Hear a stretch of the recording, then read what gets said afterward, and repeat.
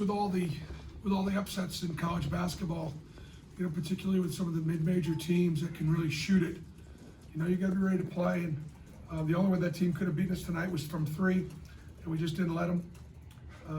It was good to see our guys knock a few shots down, which I think will help, you know, their confidence and everything offensively. The kids have been working really hard, you know, trying to get in there, get in the gym and get shots. 11 guys, double-digit minutes, shows you our depth and our balance. It was great to get Chance back. It's crazy. The kid played 1, 2, and 3. He played 3 positions tonight. We're going to rotate him at 1 and 2, and then Chris didn't play in the second half, and so he played, you know, behind Al. So, you know, it was good. We played 5 games in 12 days, and so the reason why I'm coaching until the end is because we've got to learn. We got to execute. Their 1-3-1 bothered us. We didn't execute very well with that.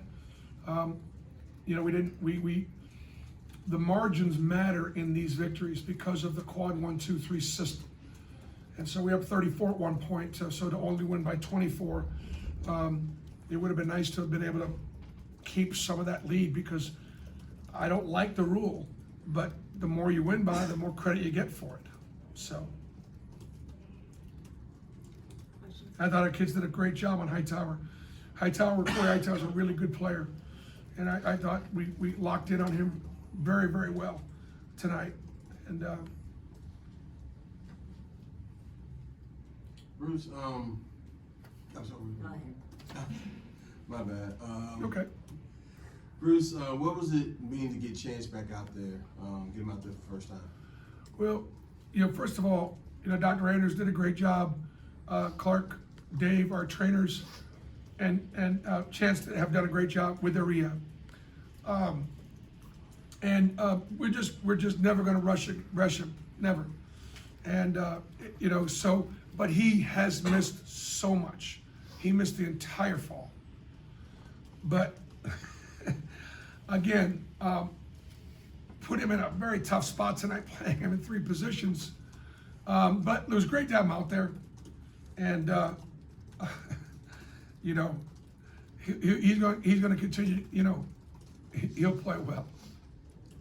He could do a lot with and without the ball because he's a good player. Bruce, when you kind of look at the depth, you know, I think third straight night of 10+ guys. You know, having guys who, you know, not only come in and play 10+ minutes, but, you know, get multiple points. Just when you picture it peaking at all cylinders, I mean, is this what it looks like as far as the depth? We can play better, but guys don't have to take possessions off. It lets them run. It runs some rim run. It doesn't, you know, let them stay down their stance. You just gotta. We could play harder, longer than what we did, but that's our strength. So, you know, Maswell, you know, look, I started second half was terrific.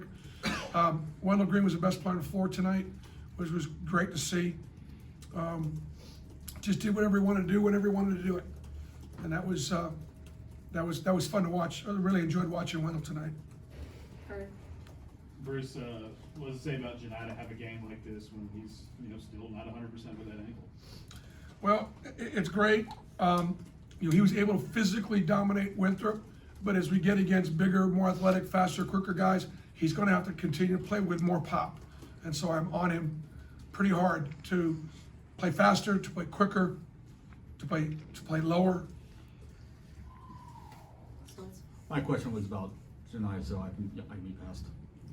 How much easier is it to play basketball when you hit 9 3-pointers and what you guys are doing? Yeah, I mean, it makes everything you do, you know, and then what it does is if they're not going to guard us in the perimeter, it doesn't matter how many times I can twist it or shake it or come up with different actions. They're just going to be packed in. And our guys did a good job of avoiding their charges. They do a good job of taking charges, and we made open shots. I thought we shared the ball. You know, to only turn the ball over 8 times, I thought was really good. So it was good. We got better, but we got to make shots. Got Texas Southern coming in Friday. They beat Arizona State. Be another interesting, you know, preparation. But again, 5 games in 12 days. We've got to learn from the film. We got to learn from the experience. Tobias. Bruce, is the fact that so many of these Power 5 teams have lost it, something you talk to with the guys? And if so, what are those conversations like? Hey, we keep it 100. We talk specifically about it. And look, what we don't work if we're not the most excited team to play. You know, that was a big opportunity for Winthrop.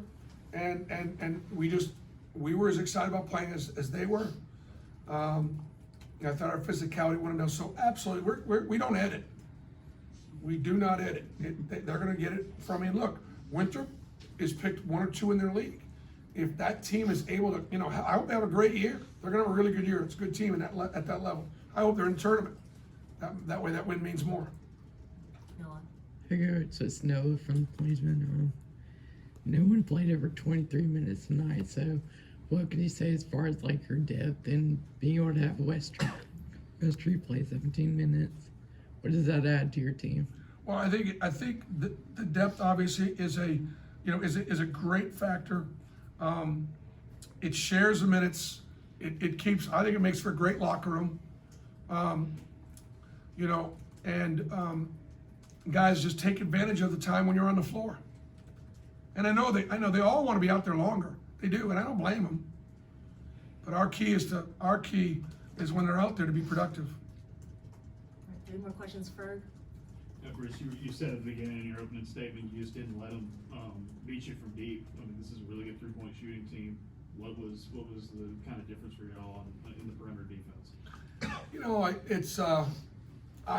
part of my concern was even in getting matched up that we lost them sometimes in transition, and so just having an urgency to get matchups or have an urgency to understand the scouting report of every single player, because we do so much switching and I allow lots of different players to guard lots of different people. You got to know it all. You got to know everybody out there.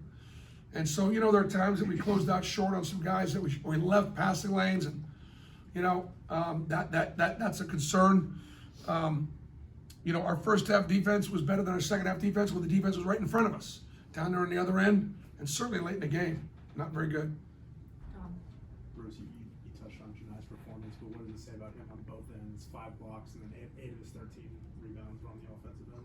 Well, he was the biggest. You know, he's big and strong. He and Dylan were big and strong out there compared to Winthrop. You know, they didn't have that size.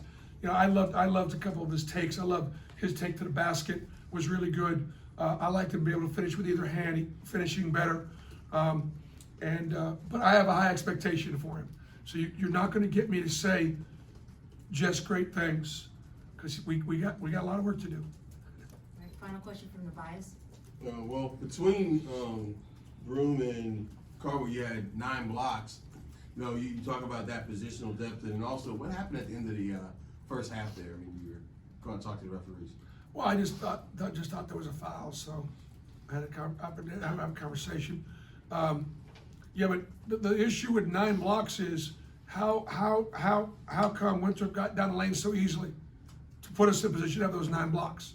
In other words, many of those was because we had a defensive breakdown, somebody got driven on, and they had to come clean it up. So that's good, a little bad, a little ugly.